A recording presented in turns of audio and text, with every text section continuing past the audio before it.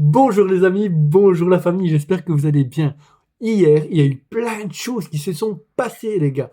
Plein, plein, plein, plein. Et on va tout raconter ici dans cette vidéo. Donc ne bougez pas. On va parler de Mateta, on va parler de Jerry Cardinal qui a remboursé Elliott, on va parler de Mike Maignan, Nkunku, on va passer aussi par rapport aux trois défenseurs qui sont susceptibles de venir renforcer notre équipe.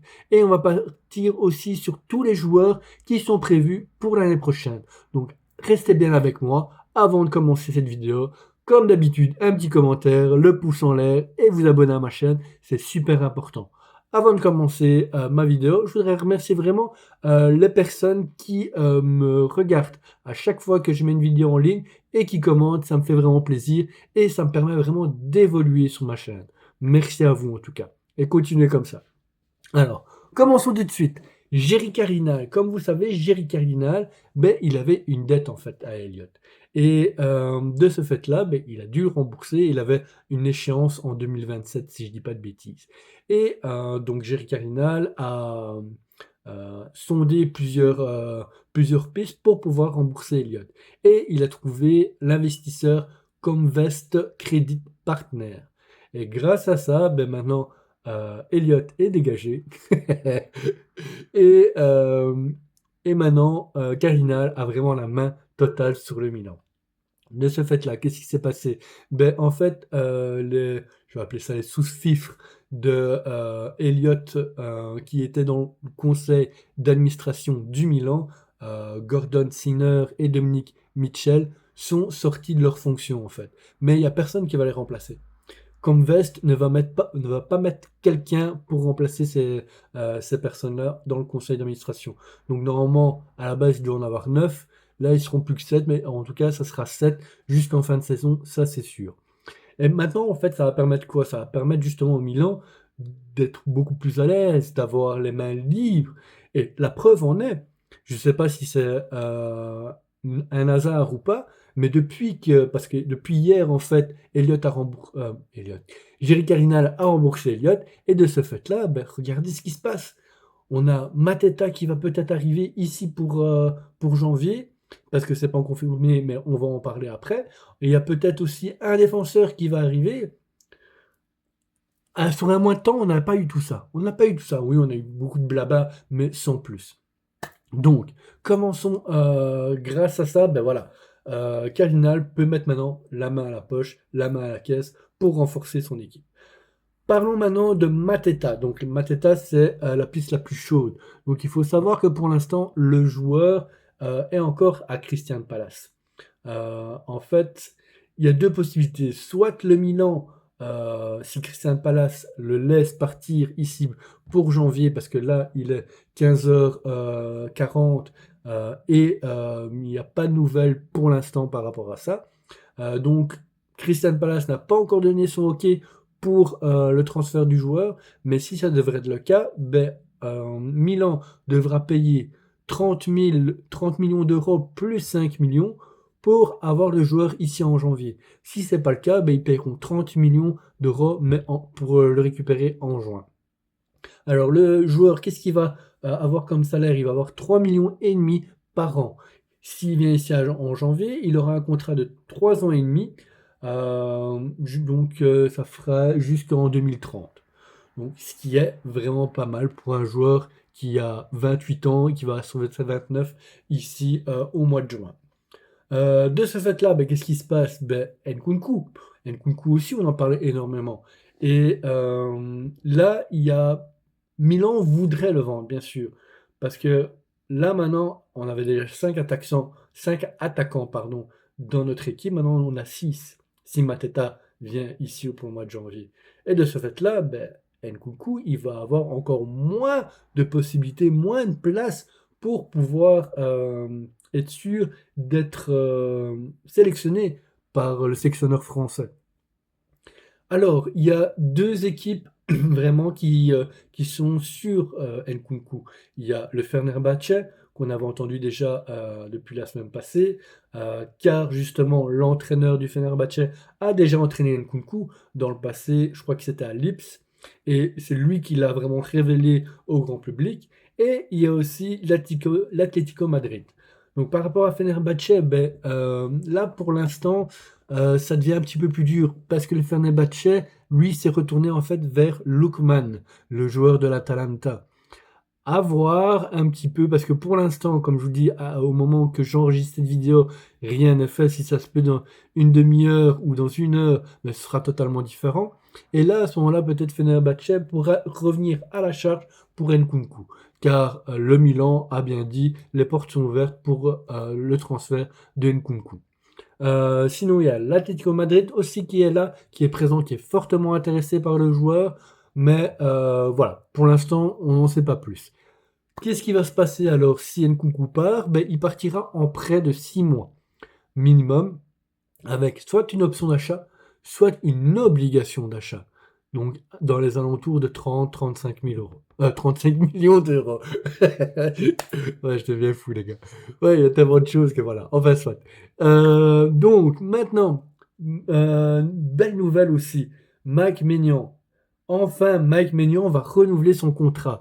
Hier soir, c'était Stefano Bresci. Il était devant Casa Milan. Et il y avait justement l'agent du joueur de Mike Maignan qui était là pour vraiment peaufiner en fait le contrat de Mike et voir vraiment les derniers petits détails. Et normalement, je ne sais pas si à l'heure actuelle c'est fait. Attendez, je vais vite taper un petit œil. On est en direct, hein, c'est pas grave, hein, ça prend 2 secondes. Euh, Mike Maignan. Est-ce qu'il y a autre chose pour l'instant? Non, non, pour l'instant, il n'y a toujours rien par rapport à Mike Maignan. Donc voilà, pour l'instant, en tout cas, il est pressenti que Mike arrivera aujourd'hui à Milan, au siège de Milan, pour signer son contrat au moins minimum jusqu'en 2030, peut-être avec une option d'un an en plus jusque 2031. Voilà, en tout cas, c'est une très bonne nouvelle pour notre Milan parce qu'on en a vraiment besoin. Continuons. Par rapport à ça, Mister Allegri a aussi demandé à nos dirigeants pour avoir un défenseur supplémentaire. Donc là, il y a 3 noms qui sont vraiment sortis. Le premier nom qui est moins probable, c'est Ake, joueur de Manchester City. Pourquoi? Parce qu'en fait, tout simplement, là, dans l'équipe de Manchester City, il y a une hécatombe de blessés en défense. Et en fait, le joueur, il avait déjà parlé avec le Milan pour pouvoir venir et pouvoir jouer en prévision justement de la Coupe du Monde, car son sélectionneur a été vers lui, lui a dit: «Ake, je t'aime bien, mais si tu ne joues pas, je ne pourrais pas te sélectionner pour la Coupe du Monde». De ce fait-là, voilà, il y a eu une petite pression par rapport à ça. Et de ce fait qu'il y a eu énormément de blessés, là, Ake commence à jouer un peu plus. Même par rapport à Manchester City ne sera pas contraire de vendre le joueur. C'est Pepe Guardiola qui bloque un petit peu. Pour justement, parce qu'il en a vraiment besoin à cause de tous ces défenseurs qui sont blessés pour l'instant. Donc, Ake, à mon avis, c'est mort. Deuxième possibilité, c'est Jiménez de l'Atlético Madrid, donc défenseur toujours central. Euh, mais à mon avis, il ne viendra pas. Tout simplement pourquoi? Parce que oui, l'Atlético Madrid voudrait peut-être s'en séparer, mais ce sera pour le mois de juin.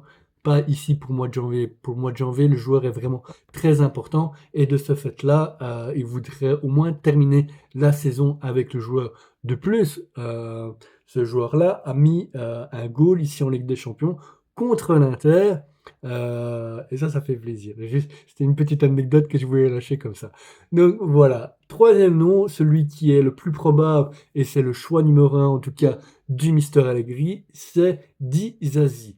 Donc Disasi, c'est un joueur de Chelsea.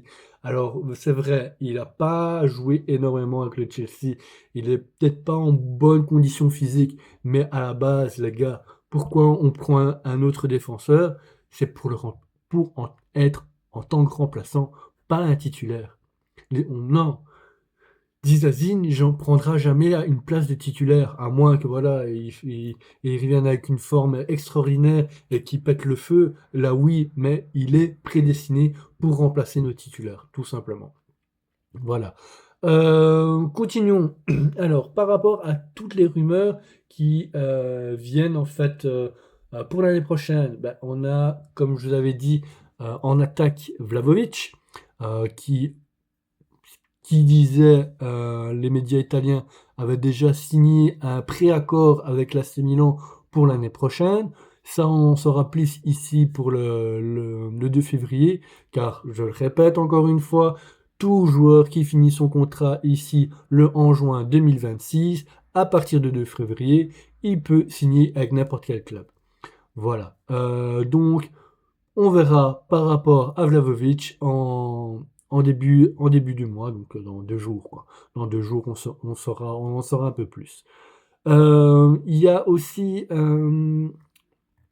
Lewandowski, voilà, j'avais son nom sur le bout de la langue. Lewandowski aussi est dans la même situation en fait que Vlahovic. Son contrat lui aussi se termine ici en juin 2026 avec le Barça. Et il y a déjà eu plusieurs contacts avec Tarret pour le faire ramener au minimum 1 ou 2 ans au Milan en prévision justement de la Ligue des Champions si on continue en termes de classement à être comme ça au top.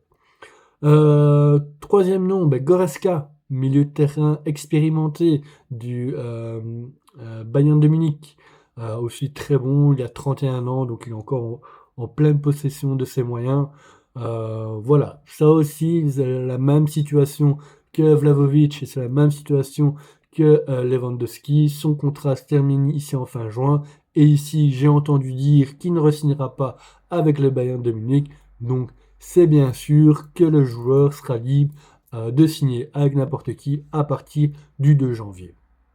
Il y avait qui d'autre? Il y avait Gila aussi, le défenseur de la Lazio.